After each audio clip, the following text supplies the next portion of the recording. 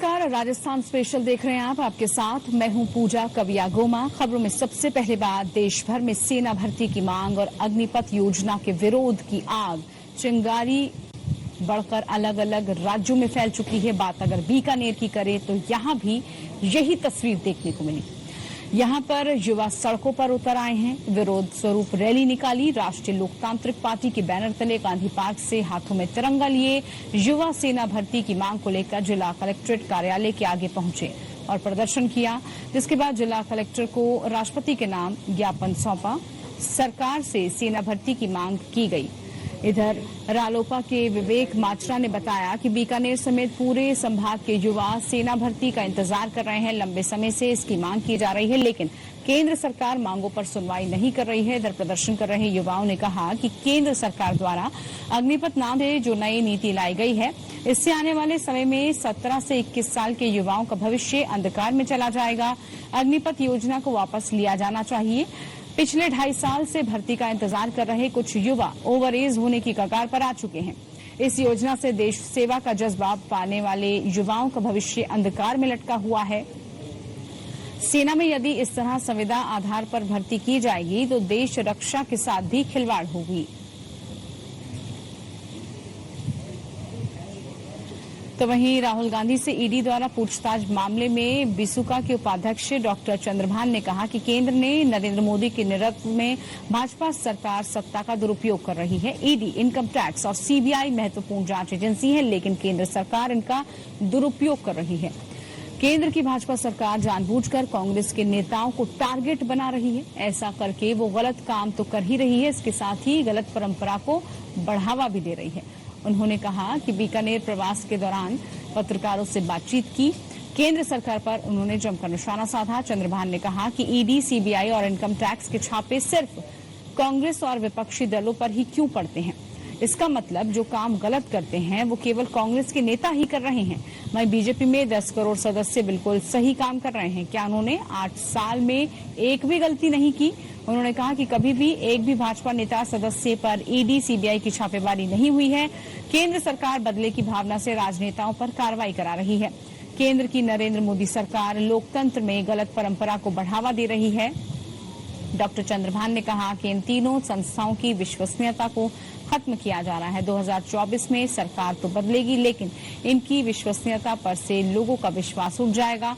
केंद्र सरकार अपनी सत्ता का गलत दुरुपयोग कर इन एजेंसियों को आगे खड़ा कर रही है। इसलिए कांग्रेस पार्टी लोकतांत्रिक तरीके से सरकार के गलत निर्णयों का विरोध प्रदर्शन कर रही है।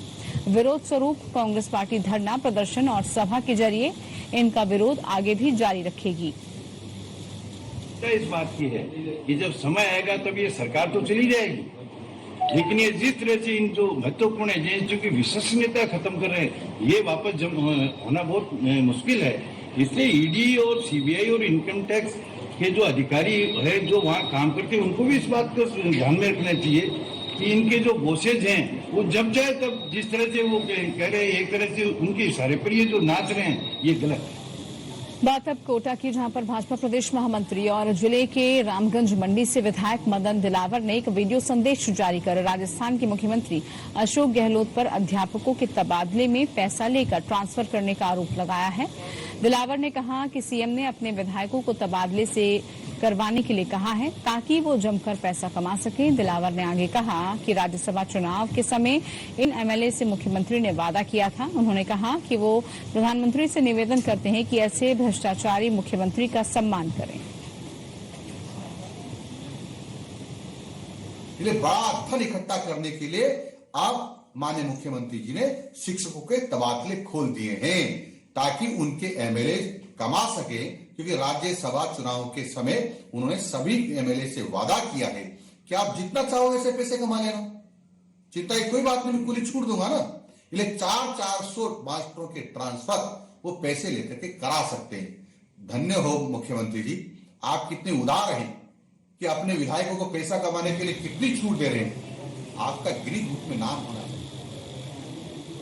तो उधर 20 सूत्री कार्यक्रम क्रियान्वयन और समन्वय समिति के उपाध्यक्ष डॉक्टर चंद्रभान ने कहा कि जरूरतमंद लोगों का जीवन स्तर सुधारने और उन्हें आर्थिक रूप से सशक्त बनाने में 20 सूत्री कार्यक्रम की महत्वपूर्ण भूमिका है। डॉक्टर चंद्रभान गुरुवार को कलेक्ट्रेट सभागार में बिसुका और फ्लैगशिप योजनाओं की समीक्षा बैठक की अध्यक्षता कर रहे थे। उन्होंने कहा कि इस कार्यक्रम से गरीबी हटाने में महत्वपूर्ण सहयोग मिलेगा। इसके मद्देनजर बिसाकू के संबंधित योजनाओं और कार्यक्रमों को प्रभावी तरीके से लागू और प्रचारित किया जाए।